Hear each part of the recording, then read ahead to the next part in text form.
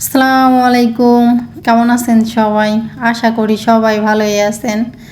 সকালে মা রুটি বানাইতেছে, আমি পাশে বইসা ভিডিও করতেছি। কি সুন্দর করে আমার মা রুটি বানাইতেছে গোল গোল, আর আমি তো এরকম রুটি বানাইতেই পারি না। আর রুটিগুলো এত সুন্দর ফুলতেছে।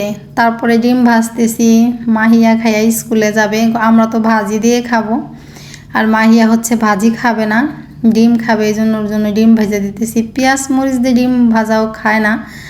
এরকম যে ডিম ভাইজা কুসুম আলাম থাকবে, সেই কুসুম আলামও খাইতে পারে না। এই জন্য একটু কুসুমটা ভাঙিয়ে দিলাম, তা না হলে খাবে না। কুসুমটা ভাঙিয়েই ভাইজে দিলাম। তেদিকে ও খাইতে বসছে, আমি আবার পাশে বসা। আমরা ভাজি দিয়ে খাইতেছি, ও খাইতেছে ডিম দিয়ে। তো সকালে নাস্তা খাওয়া দাওয়া করার পরে বাজার থেকে সরপুঁটি মাছ আনছিল, সেই মাছ কাইটে নিছি। দুপুরে রান্না করব, এই জন্য আজকে সরপুঁটি মাছগুলো অনেক বড় বড়, তার থেকে কয় পিস নিছি আজকে রান্না করার জন্য। সরপুঁটি মাছ কে কেমন খায় জানি না, আমার কাছে একটুও ভালো লাগে না। আর এই যে বেগুন, বেগুন তো থাকবেই। আর লাউ, বেগুন খাইতে খাইতে আমি অসহ্য হয়ে গেছে লাউ খাইতে খাইতে। প্রত্যেকটা বেগুনের ভিতর পোক। এই বেগুন কিন্তু আজকে এক সপ্তাহ ধরে আইনে রাখছে ঘরে, আমি রান্নাই করি না। আমার কাছে বেগুনের তরকারি ভাল লাগে না, কার কাছে কেমন লাগে জানি না।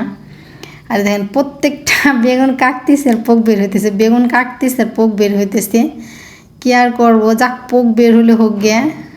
অর্ধেক পোক হবে আর অর্ধেক আজকে রান্না করা হবে। তা না প্রত্যেকটা যদি ভালো হইতো, আজকে অর্ধেক রান্না করা হইতো, আবার থাকতো আর একদিন খাওয়া লাগতো।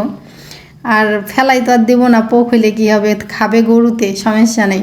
এইটারও দেখেন একটু না একটু পোক আছেই। মানে একটা বেগুন আমি ভালো পাইলাম না, যে বেগুনগুলো কাটলাম প্রত্যেকটা বেগুনের ভিতর পোক। আর আজকে হাতে মাখাই আবার কিছু ডাল রান্না করতেছি, অল্প বেশি না, হাতে মাখাই রান্না করতেছি। পেঁয়াজ মরিচ রসুন দিয়া, হলুদ মরিচ আর লবণ দিয়ে আমি মাখাইতেছি হাত দিয়ে সুন্দর করে। তারপরে এই যে পরিমাণ মতো পানি দিছি, এর থেকে আর বেশি দেওয়ার দরকার নাই, যতটুকু দিছি সুন্দর মতো ডাল ফুইটা যাবে না। কুমড়ো ভাজি করবো, সেজন্য একটু কুমড়ো কেটে নিচ্ছি। আর এই যে বেগুন কাটছি, শুধু বেগুন দিয়েই মাছ রান্না করব না, বেগুনের ভিতরে আলু দিব, দু একটা আলুও কেটে নিচ্ছি। বেগুন আর আলু দিয়ে আজকে মাছ রান্না করব। ডাল রান্না করা হয়ে গেছে, তারপরে কুমড়ো ভাজি করে নিচ্ছি। কুমড়োটাও আমার সুন্দর করে ভাজি করা হয়ে গেছে। দেখেন কড়ইতে কি সুন্দর করে এক পিঠ লাগাই নিচ্ছি। একটু পর ওই কড়ই থেকে বাড়বো, তখন আর ওরকম এক পিঠ লাগানো থাকবে না, তখন সুন্দর মতো তেলের মতো উঠা যাবে কুমড়া। ওই জন্য কড়ই ধরে রাইখে দিলাম ওইভাবে, এখন আর বাড়লাম না। তা অন্য আর একটা কড়ই দিয়ে দিলাম চুলায়, দিয়ে তেল গরম করে এখন মাছ ভাইজে নিতেছি। আজকের মাছ ভাইজে রান্না করব।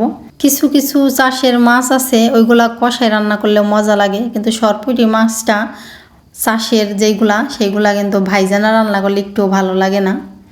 তা মাছ ভাজার পরে ওই তেলেই আমি ফুরানি ভাইজা নিতেছি। এটাকে কিন্তু অনেকে শাকও বলে। পেঁয়াজটা একটু হালকা ভাজার পরে জিরা দিয়ে দিলাম, এখন ভাইজা নিতেছি। এই শাকটা মানে ফুরানি, শাক ফুরানি যে যেটাই বলেন, আমরা ফুরানি বেশি বলি। তো এটা ভাইজা নেওয়ার পরে ওই তেলের ভিতরে আমি মশলা দিয়ে দিছি। মশলাটা সুন্দর করে কষানোর পরে সবজি দিয়েও আমি কষাইতেছি। এখন একটু পানি দিয়ে দিব, পানি দিয়ে সবজিটা একটু ভালো করে কষাই নেব। লাউ দিয়ে মাছ রান্না করলে আর পানি দিয়ে কষানো লাগে না, লাউ থেকে অনেক পানি বের হয়, ওই পানি থেকেই কষানো হয়ে যায়। বেগুনে তো তা না, এই জন্য একটু পানি দিয়ে নিলাম। পানি দিয়ে এখন একটু কষাই নেবো, ঢাকুনটা ঢাইকে রাখলাম। তো ঢাকুনটা ঢাইকে তো সুন্দর করে কষাই নিচ্ছি জাল দিয়ে। পরে দেখি সুন্দর মতো কষানো হয়ে গেছে, এখন পরিমাণ মতো ঝোলের পানি দিয়ে দিলাম। ঝোলের পানি দিয়ে অনেকক্ষণ পর্যন্ত জাল করেছি মাছ দিয়ে। এখন সেই ফুরানি বাটাটা দিয়ে দিব। নামানোর আগ দিয়ে ফুরানি বাটা দিলে কিন্তু তরকারির স্বাদটা অনেক ভালো হয় আর মজা লাগে। দুপুরে খাওয়া দাওয়া করার পরে ভাঙা যাইতেছি, দেখি এইদিকে বাচ্চারা পুষ্কুনিতে মাছ মারতেছে বড়শি দিয়ে, আর একটা কাঁচ পাইছে মানে কাচের বোতল, সেইটা ভাঙতেছে। আর ভিডিও করতে পারিনি। হ্যাঁ মানে এক জায়গায় গেলে মানে বাড়িতে আমার ভিডিও করা ভালো হয়, এক জায়গায় গেলে আমার ফোন বাইর করা ভিডিও করা কেমন জানি আমার একটু ভালো লাগে না। তা আজকের ভিডিওটা আমার এই পর্যন্তই। হ্যাঁ, কেমন হলো আমার ভিডিও অবশ্যই কমেন্টে জানাবেন। ভালো লাগলে লাইক কমেন্ট শেয়ার সাবস্ক্রাইব করতে ভুলবেন না। সবাই ভালো থাকবেন, সুস্থ থাকবেন। আল্লাহ হাফেজ।